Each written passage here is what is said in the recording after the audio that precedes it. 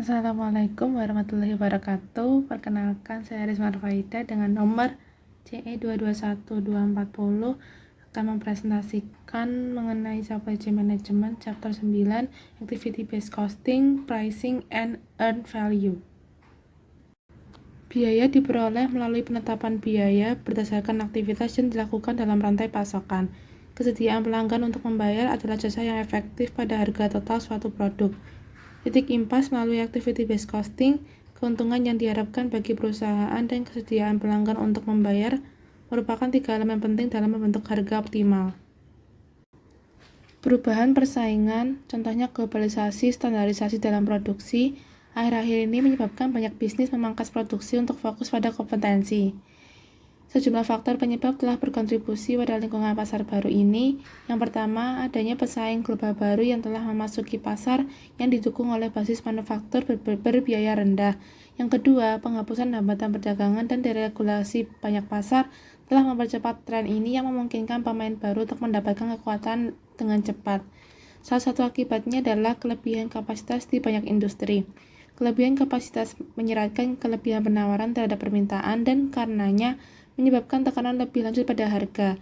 Penyebab lebih lanjut dari deflasi harga adalah internet yang membuat perbandingan harga jauh lebih mudah. Internet juga telah memungkinkan pelelangan dan pertukaran didirikan di tingkat industri yang luas dan juga cenderung menurunkan harga. Globalisasi pasar dan persaingan antar perusahaan serta meningkatnya harapan pelanggan untuk mencapai produk berkualitas tinggi dan layanan yang lebih baik telah membuat perusahaan berusaha untuk bertahan hidup dan meningkatkan efisiensi mereka dalam rantai pasokan. Karena penilaian persaingan yang masuk akal dengan perusahaan lain adalah salah satu tujuan penting organisasi manapun. Menerapkan beberapa metode untuk mengalokasikan biaya berdasarkan aktivitas dapat menjadi cara yang baik untuk mengurangi biaya dan menjadi penilaian kompetitif di pasar. Pengakuan biaya sekarang, pengumpulan biaya di pusat-pusat terkait, dan penerapan beberapa faktor adalah tiga komponen utama untuk mengalokasikan biaya berdasarkan aktivitas. Menggunakan biaya, pelanggan bersedia membayar. Nilai yang diperoleh dapat dilakukan penetapan harga. Selanjutnya masalah. Yang pertama, penetapan biaya berdasarkan aktivitas atau activity based costing. Metode penetapan biaya berdasarkan aktivitas adalah aktivitas yang menghabiskan produk, aktivitas menghabiskan sumber daya, dan biaya menghabiskan sumber daya. Dalam studi ini mempertimbangkan biaya aktivitas untuk rantai pasokan 3 lapis, termasuk supplier, manufacturer, dan pelanggan. Biaya berdasarkan aktivitas atau activity based costing digunakan untuk mengalokasikan semua biaya berdasarkan sumber daya yang digunakan untuk menjalankan aktivitas yang berkaitan dengan produk dan jasa yang disediakan bagi pelanggan. Model activity based costing ini didasari pada konsep bahwa untuk menjalankan suatu rencana, manajemen perusahaan melaksanakan serangkaian aktivitas. Dalam melaksanakan aktivitas-aktivitas tersebut akan mengkonsumsi sumber daya, baik berupa material, tenaga kerja, mesin-mesin, gedung, dan sebagainya. Konsumsi sumber daya ini menimbulkan terjadinya kos atau biaya. Model activity based costing ini mengkaitkan antara aktivitas dengan konsumsi sumber daya. Biaya manufaktur yang pertama, biaya tenaga kerja sama dengan variabel tenaga kerja dikalikan jumlah jam kerja ditambah biaya tetap. Yang kedua, biaya produksi sama dengan variabel biaya produksi dikalikan unit output ditambah biaya tetap. Yang ketiga, biaya pemeliharaan produk sama dengan variabel biaya pemeliharaan produk dikalikan unit output ditambah biaya tetap. Dan yang terakhir, biaya transportasi sama dengan variabel biaya transportasi dikalikan unit output ditambah biaya tetap. Kemudian untuk nilai yang diperoleh, earned value atau EV, merupakan nilai yang diterima dari penyelesaian pekerjaan selama periode waktu tertentu. Metode EV ini adalah metode yang menghitung besarnya biaya yang menurut anggaran sesuai dengan pekerjaan yang telah diselesaikan. Di sini ada CPI atau Cost Performance Index adalah faktor efisiensi biaya yang telah dikeluarkan dengan membandingkan nilai pekerjaan secara fisik yang telah diselesaikan EV dengan biaya yang telah dikeluarkan dalam periode yang sama atau AC. Untuk rumus CPI adalah EV per AC, di mana CPI sama dengan 1, biaya sesuai rencana. CPI lebih dari 1, biaya lebih kecil atau hemat, dan CPI kurang dari 1, biaya lebih besar atau boros. Kemudian untuk CV atau cost variance adalah hasil pengurangan antara EV dengan actual cost AC.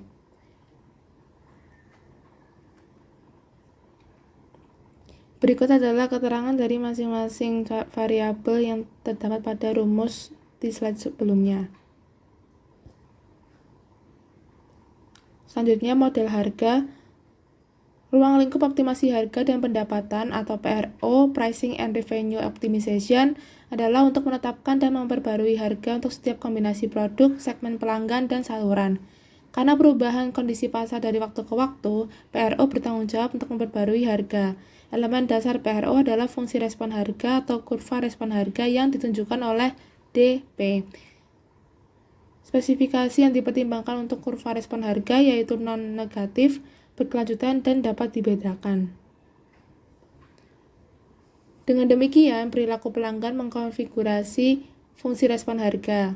Kemudian, selidiki konsep kesediaan membayar atau willingness to pay dari pelanggan. Setiap calon pelanggan memiliki WTP maksimum yang disebut harga reservasi secara bergantian. Oleh karena itu, pelanggan akan membeli produk hanya jika harganya lebih rendah dari WTP maksimumnya. Kita akan menghitung WTP pelanggan yang berbeda untuk interval harga tertentu P1, P2. WTP atau WTP, menghitung WTP pelanggan yang berbeda untuk interval harga tertentu P1 hingga P2. WTP sama dengan integral dari P1 hingga P2 WX/dx, dengan WX adalah fungsi WTP. Permintaan maksimum atau D besar diperoleh menjadi D besar sama dengan DP, yaitu permintaan maksimum adalah ketika harga 0.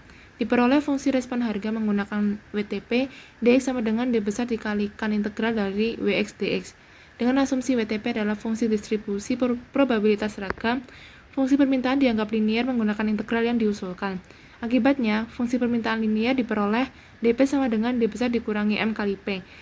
D besar sama dengan D0 adalah permintaan maksimum, M adalah gradien dari kurva permintaan, dan P adalah harga. Model harga. Di sini yang pertama menghitung biaya rantai pasokan berdasarkan perhitungan biaya berbasis aktivitas dengan menotalkan biaya produksi, biaya tenaga kerja, biaya transportasi, dan biaya pemeliharaan dalam rantai pasokan yang dirumuskan sebagai berikut. Yang kedua adalah permintaan pelanggan. Setiap produk yang dibuat oleh produsen memiliki permintaan khusus dari pelanggan.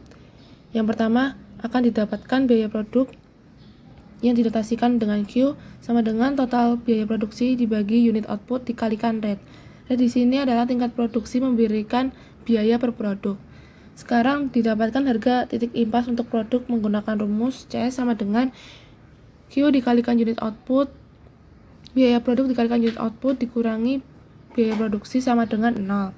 Dalam pasar yang sangat kompetitif, penetapan harga pada titik impas dapat digunakan untuk mencegah pendatang baru dan mengusir pesaing yang ada keluar dari pasar. Harga titik impas adalah batas bawah kesediaan pelanggan untuk membayar secara integral. Batas atas integral adalah sejumlah keuntungan tertentu dikalikan dengan nilai titik impas untuk memperoleh keuntungan yang diharapkan. Setelah mendapatkan harga setiap produk di titik impas dan laba ideal dan kesediaan membayar yang dihitung untuk pelanggan yang berbeda, sekarang didapatkan penetapan harga menggunakan persamaan CSI sama dengan harga titik impas ditambah WTP dikalikan unit output. Sekian presentasi dari saya. Wassalamualaikum warahmatullahi wabarakatuh.